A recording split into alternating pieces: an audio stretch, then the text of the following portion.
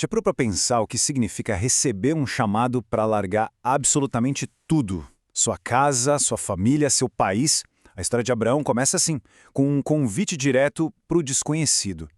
Essa imagem de uma caravana no deserto, ela simboliza perfeitamente essa jornada, que foi guiada não por um mapa, mas unicamente pela fé em uma promessa. Olá, a paz do Senhor! Hoje a gente vai mergulhar fundo na história que, de certa forma, deu origem a tudo, o chamado de Abrão. Ele é o primeiro dos grandes patriarcas, sabe? E a jornada de fé dele, que depois seguiu com Isaac e Jacó, moldou a história da salvação que conhecemos. Então vamos juntos entender o início dessa saga maravilhosa. Vamos refletir um pouquinho nisto. O que seria necessário para fazer alguém deixar tudo para trás só com base em uma promessa? A história de Abrão aconteceu há milênios, mas essa pergunta, ela mexe com a gente hoje, né? Ela nos leva direto para o coração da jornada dele. Ok, vamos começar a entender isso. Para a gente ter uma dimensão do tamanho da fé de Abrão, primeiro a gente precisa dar uma olhada no mundo que ele foi chamado a abandonar. E tá aqui o chamado, é direto, é radical. Site, pensa só no peso dessa palavra naquela cultura. Romper com a terra, com a parentela, com a casa do pai, isso significava abandonar toda a identidade, toda a proteção social, toda a segurança econômica. Era um rompimento total. Esse quadro mostra um contraste que é impressionante. De um lado, Ur dos Caldeus, uma verdadeira metrópole da época, super avançada, próspera, mas totalmente mergulhada na idolatria, na adoração de vários deuses. Era segurança que se podia ver e tocar. E do outro lado, um futuro incerto, uma terra desconhecida, sem mapa, que exigia uma dependência total no Deus invisível.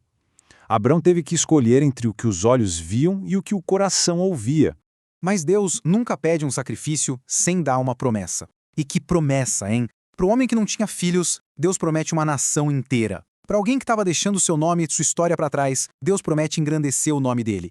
E a promessa cresce, se expande. Ele não seria apenas abençoado, ele se tornaria a própria bênção para todas as famílias da terra. Isso é grandioso demais.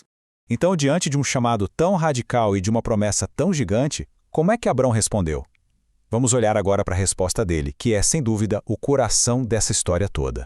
Isso aqui é fundamental entender. Abrão não tinha um Waze, não tinha um Google Maps, nem um destino final claro no mapa. Ele tinha apenas a voz de Deus guiando o caminho. A lição aqui é poderosa. A jornada da fé não é sobre conhecer todo o trajeto, mas sobre confiar plenamente em quem é o guia. Muitos séculos depois, lá no livro de Hebreus, a fé seria definida como a certeza daquilo que a gente espera e a prova do que não se vê. Mas o mais fascinante é que Abrão não leu essa definição, ele a viveu na prática. A jornada dele foi essa definição em movimento. Foi o ato de caminhar sobre uma promessa que era completamente invisível aos olhos.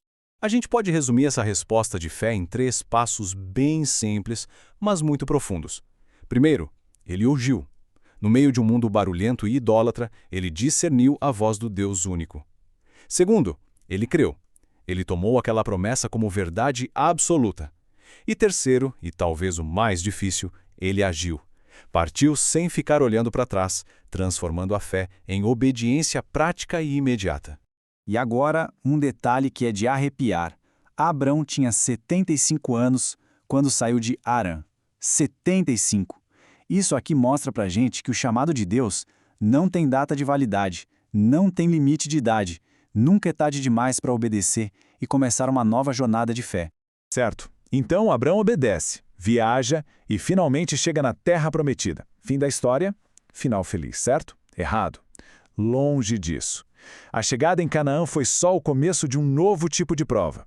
Um teste que ia forjar a fé dele de um jeito que ele nem imaginava. Pensa na ironia. E havia fome naquela terra.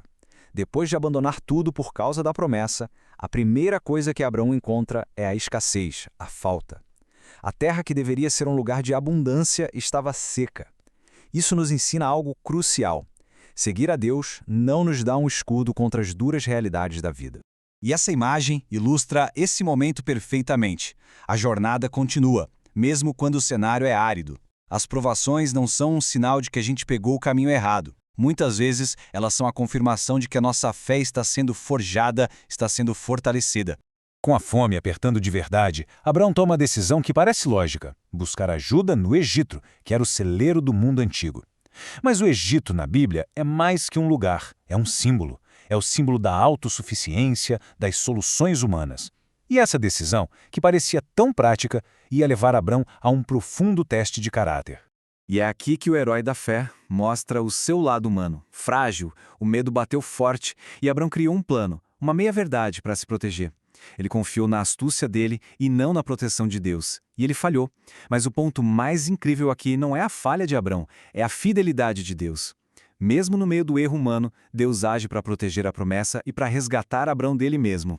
Bom, depois de ver o chamado, a obediência, as lutas e até as falhas, o que fica pra gente? Vamos resumir agora as lições eternas que essa jornada de Abrão nos ensina. Anos mais tarde, acontece um momento decisivo. Deus muda o nome dele, de Abrão, que significa pai exaltado, para Abraão, pai de muitas nações. E o que mais impressiona é que isso acontece antes mesmo de Isaac nascer. Deus não estava só mudando o nome, ele estava declarando a identidade futura de Abrão, chamando à existência aquilo que ainda não se via.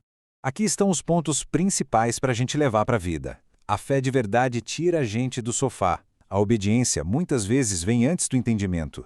As provações fazem parte do processo de fortalecimento. A fidelidade de Deus é sempre maior que as nossas falhas e, por fim, a perseverança é a chave que abre a porta do cumprimento da promessa. E essa frase resume tudo de forma perfeita. A história de Abraão não é sobre um herói perfeito, é sobre uma pessoa imperfeita que, apesar das falhas, foi sustentada, restaurada e usada poderosamente pela graça e pela misericórdia de um Deus que é totalmente fiel. E fica essa reflexão final para cada um. A nossa jornada de fé também vai ter desertos, fomes e testes. A questão nunca foi se as dificuldades viriam, mas sim como a gente responde a elas. A história de Abraão continua viva há milênios, não como um conto sobre um herói perfeito, mas como um testemunho poderoso de que o mesmo Deus que chamou, guiou e sustentou Abraão continua fiel na caminhada de todos que ousam crer nele hoje.